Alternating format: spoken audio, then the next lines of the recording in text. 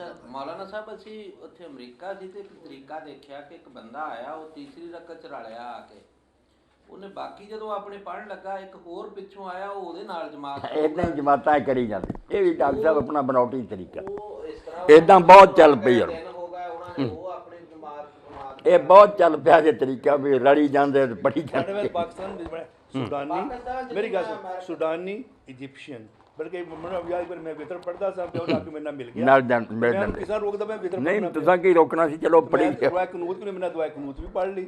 ਉਹਨੇ ਫਿਰ ਇਹ ਕਿਹਾ ਕਿ ਬ੍ਰਦਰ ਮੇਰੀ ਨਮਾਜ਼ ਹੋ ਨੋ ਪ੍ਰੋਬਲਮ। ਇਹ ਵੀ ਆ ਕਿ ਜਿੱਦਾਂ ਸਾਡੀ ਮਸਜਿਦ ਦਾ ਮਾਰਕੀਟ ਉੱਥੋਂ ਮੁਕਤ ਵਪਾਰੀ ਹੁੰਦੇ ਆ ਬਾਹਰੋਂ ਸਾਨੂੰ ਅਗਰ ਨਹੀਂ ਮਿਲਦਾ ਦੂਜੀ ਨਮਾਜ਼ ਖੜੀ ਹੁੰਦੀ ਉੱਥੇ ਪਿੱਛੇ ਜਾ ਕੇ ਅੱਲਾਹੁ ਅਕਬਰ ਉਹਦੇ ਲੇਕਿਨ ਉਹ ਜਿਹੜੀ ਸੂਰਤ ਹਾਲ ਹੈ ਇਹਨਾਂ ਦਾ ਨਹੀਂ ਇਹਨਾਂ ਨੇ ਤੇ ਜਿਹੜਾ ਇਸ ਤਰ੍ਹਾਂ ਦੇ ਫਿਰ ਤਾਰਕ ਨੇ ਬਾਅਦ ਜਮਾਤ ਨਮਾਜ਼ ਜਿਹੜੀ ਸੀ ਉਹਦੀ ਕਦਰ ਹੀ ਘਟ ਗਈ ਨਾ ਵੀ ਜਿਹੜਾ ਆਇਆ ਉਹਨੇ ਆਪਣੀ ਕਰ ਲਈ।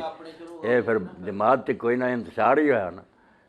ਕੋਈ ਰਹਿ ਰਵਾਨਾ ਹੋਵੇ ਨਾ ਜਾਂ ਜੈਸੀਆਂ ਬੱਸਾਂ ਬੁੱਸਾਂ ਦੇ ਅੱਡਿਆਂ ਤੇ ਮਸਜਿਦਾਂ ਮੁਸਾਫਰਾਂ ਦਾ ਹੀ ਉਹ ਠੀਕ ਹੈ ਜਿੰਨੀ ਮਰਜ਼ੀ ਕਰੀ ਜਾ।